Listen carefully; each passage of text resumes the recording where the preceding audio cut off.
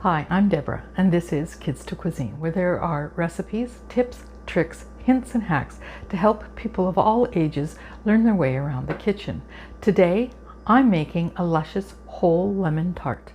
Ring the bell to receive notification of videos as they are uploaded every Monday and Thursday.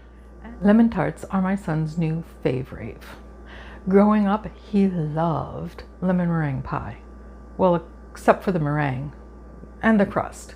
He's the only person I know that can remove the meringue, eat the filling without a speck of crust on it, or leave a dab of filling behind on the crust. While he was growing up, I really didn't make lemon pies because it seemed kind of a waste, but I decided that I needed to figure out how to make something he loves without the things that he doesn't. The first was easy. I swapped out the flaky pie crust for a crisp tart shell. And the tart shell was the easiest change of them all. I simply used a rolled cookie dough recipe. There's enough sweet in the shell to complement the tart of the filling. Check out the whole tart recipe at the end of the video.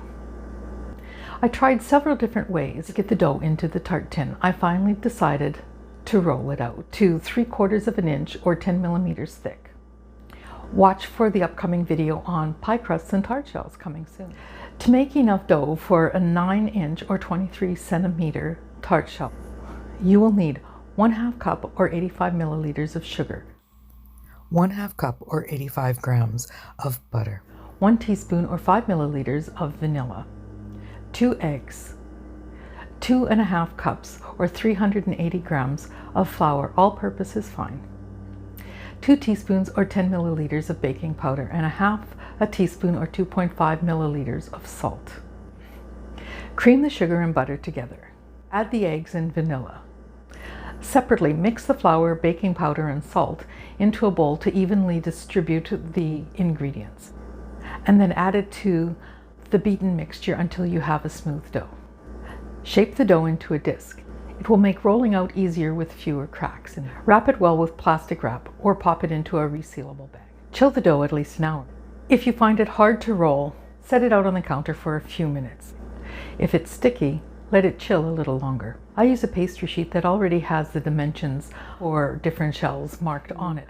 Draw the circle that you need onto a piece of parchment paper and cover it with a clear plastic wrap will do, and then roll it out to the size that you need. The pastry sheet came with a new tool. I bought it because it has interchangeable discs at each end that allows me to make sure that the thickness is exact.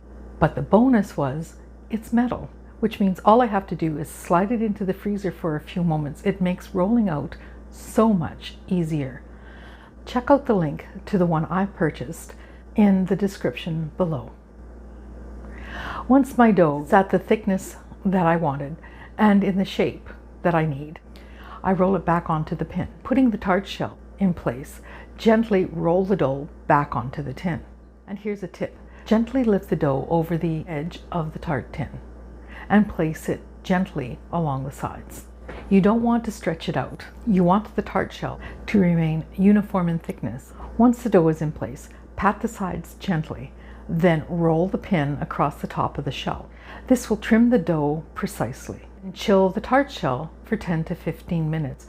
This will reduce shrinkage while baking. While the tart shell is chilling, preheat the oven to 350 degrees or 180 degrees Celsius. Now we're going to assemble all the ingredients for the filling. You will need 1 large lemon, 4 eggs, 8 tablespoons or 120 milliliters of melted butter, 1 teaspoon or 5 milliliters of vanilla, 1.5 cups or 330 grams of sugar. Be sure to scrub the lemon to make sure the rind is free of contaminants. Then quarter or chop the lemon into smaller pieces and remove the pips or seeds. And here's a trick. I'm removing the pips over a sieve with a cocktail fork, as I want the lemon, rind and all, in the food processor.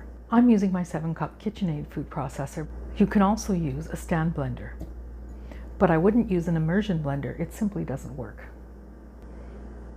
Add all the ingredients to the bowl of the food processor and pulse several times to chop the lemon into finer pieces before pureeing for about 30 seconds or until the mixture is smooth.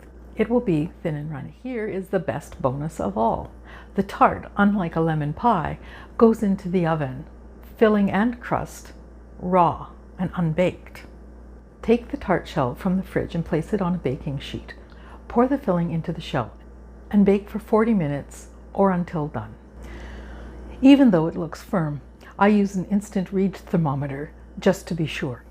When it reads 175 degrees Fahrenheit or 80 degrees Celsius, I know the filling is completely cooked. I used to eyeball it, jiggle the pan, and test it with a toothpick, but now I'm into a more precise method.